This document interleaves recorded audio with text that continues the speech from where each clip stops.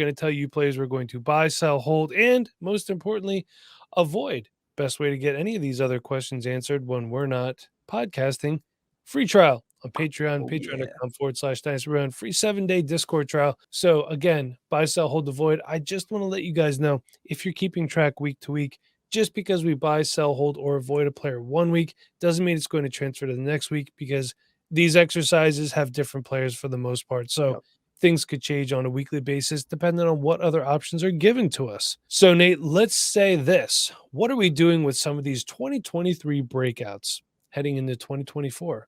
And those candidates include Puka Nacua, Michael Pittman, Nico Collins, and Sam Laporta. Buy one, sell one, hold one, avoid one.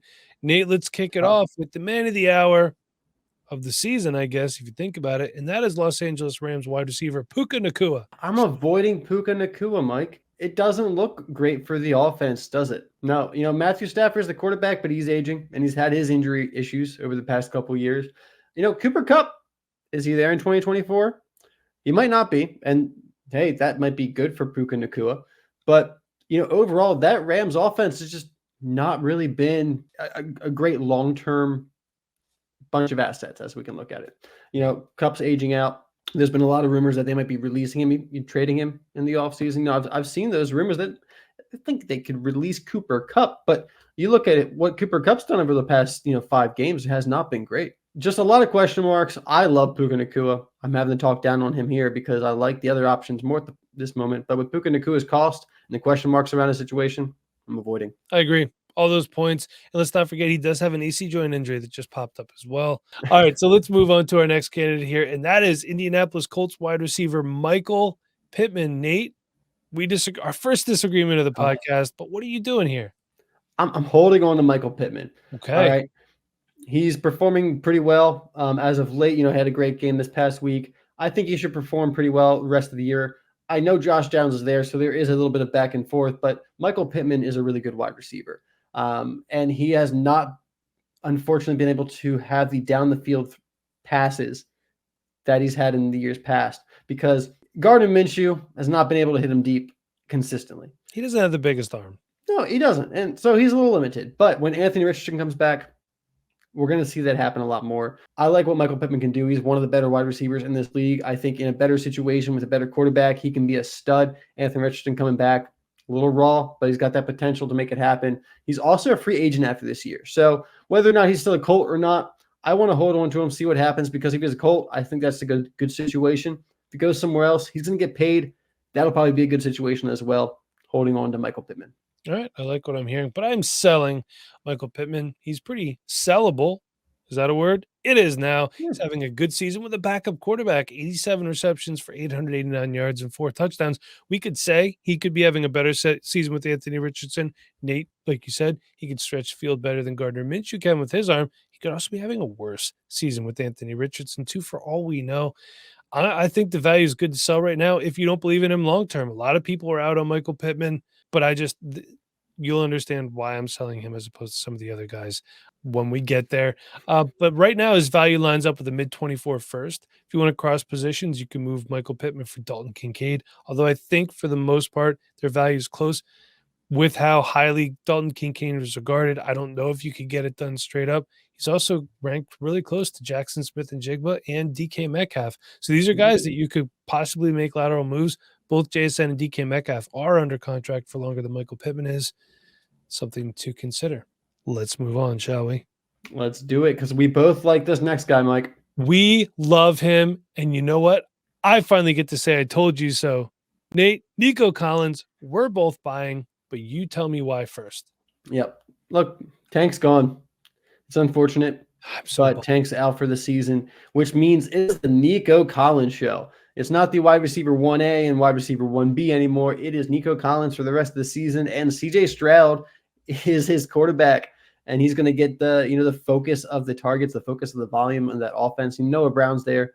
He's probably going to do pretty well the rest of the season, but I love the idea of Nico Collins being the main target of CJ Stroud rest of season. He's been really, really good this season, wide receiver 12 so far, and he's still accessible. This window to buy him is closing, and it's going to close after he plays this week. Well, Maybe not quite after this week because he's playing the Jets, so he's going to be matched up with Sauce Gardner. But I still expect him to do decently well.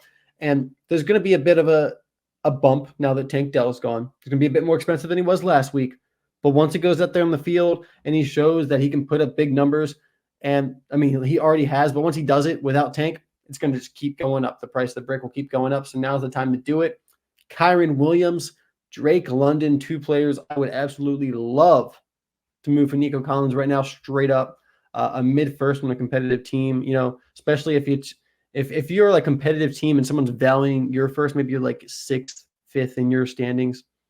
I would love to make this move for Nico Collins, get him for the rest of the season, and maybe your mid pick won't be that mid. Also, if you lost Tank Dell, you can't get Nico Collins, try it for Noah Brown, second leading receiver on the team. Hey, look, another guy I want to buy in on. He's also having a really good season. You did miss a game with a calf strain. Did you give the stats, Nate? Because he has 59 catches for 991 yards and 6 touchdowns. I think he has some great long-term value here. And, I was thinking about possibly having Michael Pittman be the buy. And the reason why is I think the potential of the Nico Collins and CJ Stroud connection could be longer and more fruitful for a wide receiver than the Anthony Richardson to Michael Pittman connection, because I think CJ Stroud is a better quarterback, not athlete, not fantasy player, a better quarterback, which will mean that I think Nico Collins could have an opportunity to get more points. I think a late 24 first, a mid 24 first could get it done. Hey, guess what? I'm also moving Drake London for a wide receiver that gets more points. And I'd also consider moving on from Deebo Samuel as well. All right, let's move on to our last one here. Sam Laporta. But Nate, what are you doing with Sam Laporta? I got to sell him because he's still tight end 1 in his own tier. So I have to sell Sam Laporta in this situation because he is the highest valued of any of these players. Not a single one of these players is going to get you what Sam Laporta can get you right now. He is considered a super hot commodity. If anyone cares about having a tight end, just go see what you can get. If you have Sam Laporta, what can you get on top of TJ Hawkinson, Dalton Kincaid? If you're not competitive, what can you get on top of Mark Andrews? These are maybe considered lateral moves in the dynasty community because of how young Sam Laporta is and the fact that he's been productive. But as good as Sam Laporta has been, I don't know if I can really consider a lateral move to move over to a guy like Hawkinson or Andrews, who we've seen be so good for so long and are in their prime right now. So if I can get a second on top of any of those guys for Sam Laporta, I definitely have to consider that. Mike, what can I get on top of Jake Ferguson, Pat Frymuth? I know I can get a first on top of those guys for Sam Laporta, but can I get 2 firsts on top of Jake Ferguson for Sam Laporta? I'd say if it's tight end premium, maybe you could swing that. But if it's just a regular dynasty league, maybe a second. First and a second. For me, I'm holding Sam Laporta, Nate, because I love him. I mean, I don't blame you. When you said he's tight end 1, you were talking rankings, right? Yeah. Keep Drake up. Okay. Because here's when I say, like, I'll usually differentiate, but he's technically tight end 3 on the season, right behind Travis Kelce and right ahead of George Kittle. 86 targets on the season, 64 catches, 679 yards, and 6 touchdowns, man. Like, he has been, since week 1, in the starting lineup in some capacity, either in the tight end spot, either in the flex spot. You are not prying him out of my hands. Stop trying, Bob. Although Bob hasn't tried in a while, in all fairness. I think he knows that he's just not getting Sam Laporta. It's expensive. I'm holding him. I'm starting him. I'm getting points from him. Nate, let's recap. All right. Go over for me. What are you doing? All right. I'm avoiding Puka Nacua. I'm holding on to Michael Pittman. I'm buying Nico Collins, and I'm selling Sam Laporta. All right. And I'm avoiding Puka Nacua. I'm selling Michael Pittman, buying Nico Collins, and holding Sam Laporta. Let's move on, and let's go to our next scenario. Let's talk about what we're doing with these 2023 busts. These are guys that we expected more from, and that is Treylon Burks, Quentin Johnston, Jameson Williams, and Jerry Jeudy. We're buying one, selling one, holding one, and avoiding one. Nate, we disagree already. You said it in the group chat, Mike. Can I avoid all of these guys? And I was told I cannot. That means we have to buy somebody, and I have to buy. This sounds like such a double down thing to do, but I really thought about this. I'm buying Treylon Burks. Okay, and it's because he is dirt cheap right now. He is possibly he's the cheapest of all 4 of these guys. So me, I love a good value. So he hasn't produced this much. He hasn't produced barely at all really this season, but he had a knee injury in the preseason, kept him out all preseason. lingered into the year, missed a lot of games in the beginning of the year. Then he came back, had a concussion, missed a couple of weeks as well, came back this past week and was used a little bit, pretty sparingly getting back into the game. He struggled to stay on the field this year, but when he's been on the field with this Will Levis guy they got at the quarterback position, it's been kind of exciting. His first game that Will Levis started and Treylon Burks was in, his ADOT was 38 yards down the field. He was a field stretcher. He was used as a deep threat. I was hoping Burks would be more than a deep threat if that's what he becomes, and that's how he develops out of Tennessee. He's certainly worth the 3rd round pick you probably have to spend right now to get Treylon Burks. Yeah. And if you can get Treylon Burks for a 3rd round pick and you're just looking for some dart throws, I don't think it's a bad buy right now. So Nate's throwing darts to Treylon Burks while I'm avoiding him. As a pro, he's played in 17 of 29 possible games. Gross. Yeah. And he hasn't really looked that great. The production's not there. I'm avoiding him. I think DeAndre Hopkins is still under contract next year, possibly. The Levis and DeAndre Hopkins connections look pretty decent. But I think the Titans are going to be in for some changes this offseason. Treylon Burks, he'll be around, but I'm just avoiding. Nate, what are you doing? This guy. With Los Angeles Chargers wide receiver Quentin Johnston. Selling. Sell everywhere. You still got some name value. I'm completely out, though. You know me. I get those flashbacks to Rashad Perriman. We've seen this archetype just when they struggle in the beginning. It doesn't usually go well for the development later. And he's kind of been thrust into a position that I think has really stunted his development as well because they've had to unfortunately ask more of him than he's capable of. He's facing an uphill battle at this point, not just because of the lack of production and now the narrative of failed expectations, which, Mike, that narrative definitely affects the player, definitely affects their development, affects their confidence for sure. But I don't think Staley is going to be around after the season. I don't think he's going to be around much longer at all, actually, to tell you the truth. Yeah, I don't think so either. They play the Broncos this week, and if they lose to the Broncos, they're effectively eliminated from the playoffs. I think Staley's got, a ticking. His hot seat right now is pretty hot.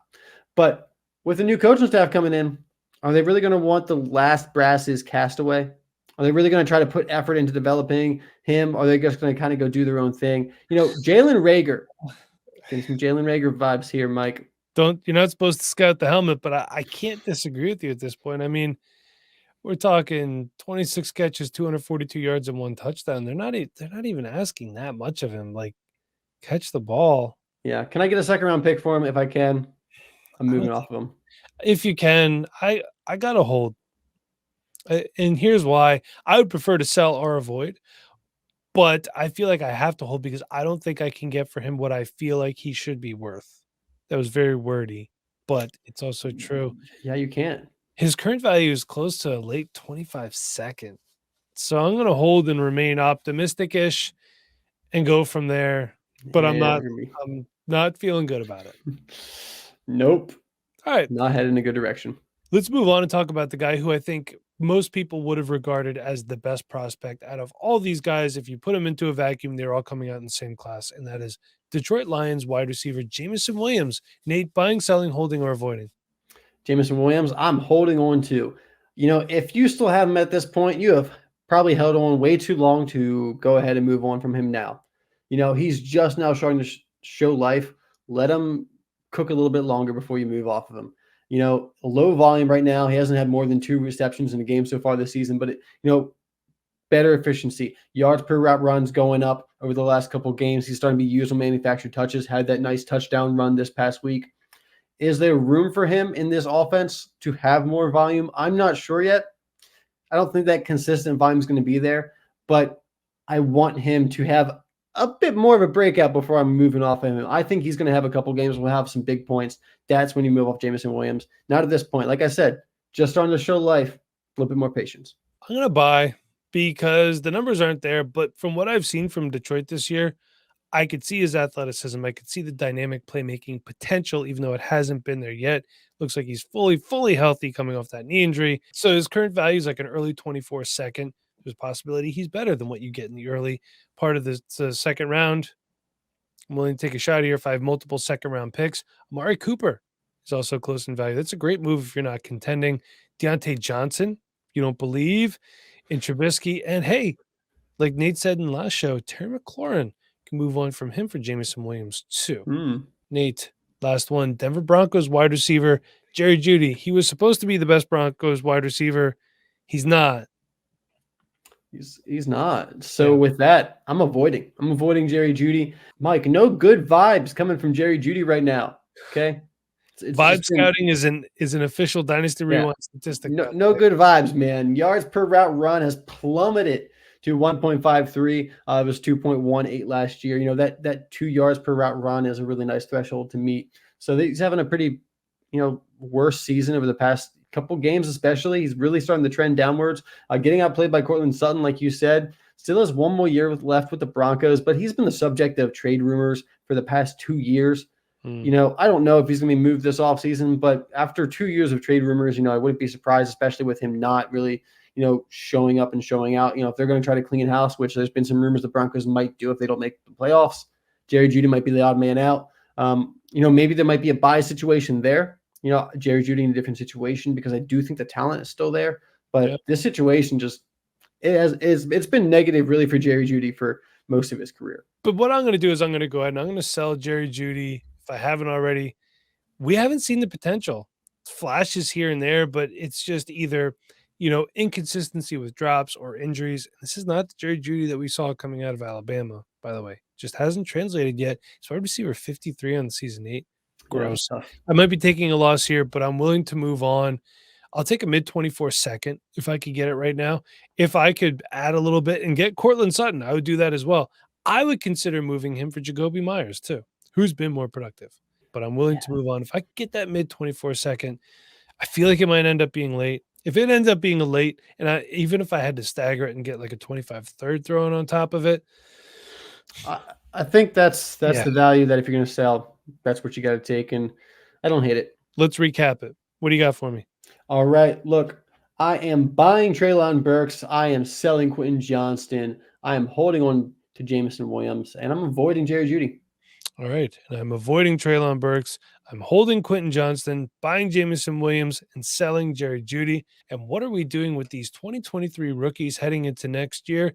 And they are Rashee Rice, Josh Downs, Jaden Reed, and Zach Charbonnet. Nate, you're going to buy one, sell one, hold one, avoid one. All right. Let's kick it off with Rashee Rice, and we're going to disagree right away. Man, we're disagreeing a lot tonight. Yeah, Mike. But that's okay. Makes for a good conversation. This goes back to the same point I made, I think, on the first one, where it's the player that has the most value is the guy I'm usually going to sell. And here it's Rashee Rice. He has the most value of this group of wide receivers in Zach Charbonnet. I think they're all kind of a similar tier, talent-wise and situation-wise. But, hey, he's connected to Patrick Mahomes, Kansas City Chiefs. You talked about how Sam Howell spread the ball around quite a bit this year. The Chiefs have continued to do that as well. Maybe because they're forced to, but they still do that. I think Rashee Rice has been nice, and the volume is going up. 16 receptions in the last 2 games, 19 targets. He's got an insane 8.1 yards after the catch per reception, Mike. Of any wide receiver with at least 20 targets, only Deebo Samuel and Noah Brown are ahead of him in average yards after the catch per reception. And Deebo obviously is the best in the league at that stat. And Noah Brown, he has had some really big plays that kind of boost that stat a little bit with his down the field ability. Volume is going up. The yards after the catch is going up. People are catching on, though. His value is up there. I'm going to mention it, Mike. I'm going to mention it. Don't worry. Don't skate over that, because don't worry. I have to just mention, this Rashee Rice is a good wide receiver. You know who else averages an insane amount of yards after the catch per reception? No, unfortunately, doesn't have 20 targets, but Laviska Shenault, averaging 8.9 yards after the catch per reception. Another extremely talented player. But unfortunately, I can't sell Laviska Shenault right now for anything. So I'm selling Rashee Rice for a mid-first, a late first in the second. Can I package Rice with a third for Nico Collins? I might be able to. I don't know. Rashee Rice on the up and up. But I'm going to buy Rashee Rice. And he appears to have solidified himself as the wide receiver 1 in Kansas City. Not the receiver 1. It's still Travis Kelce until otherwise noted. And like Nate said, 19 targets over the last 2 weeks, 10 versus the Raiders, 9 versus the Packers, 52 receptions for 591 yards and 5 touchdowns on the season. That puts him at wide receiver 33. That is fantastic. Look, the fact of the matter is you're going to have the number 1 wide receiver matched up with Patrick Mahomes. Let's do it up. I would consider moving Christian Watson for him.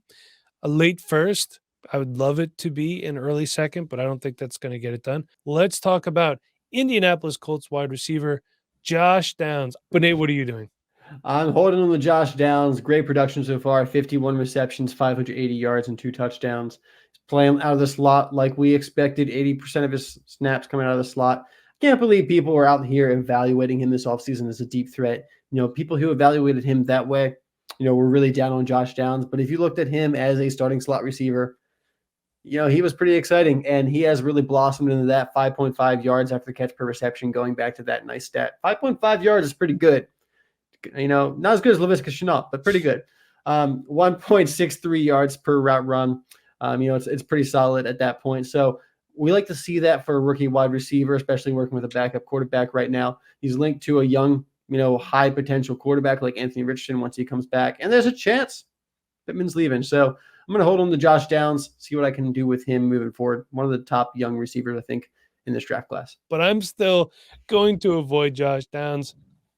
Just some other guys that like a little bit better on this list, to be honest with you. And we don't know what the Indianapolis offense is going to look like with Anthony Richardson when he comes back.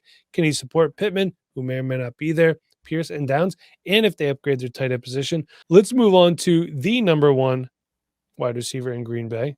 He's at least number 1 in my heart. There you go. Green Bay Packers wide receiver Jaden Reed. What a steal in the 3rd round. They got another weapon for Jordan Love. Nate, what are you doing? Oh, I'm buying Jaden Reed just like I have for the whole season. He's a stud. About to get a lot more volume over the next couple of weeks because I think Christian Watson's probably going to miss some time with a hamstring injury. He's been really good in the red zone this year, 5 touchdowns, something we did see on film coming out of college. He's also been used with manufactured touches on the ground, and I love seeing that for our fantasy players.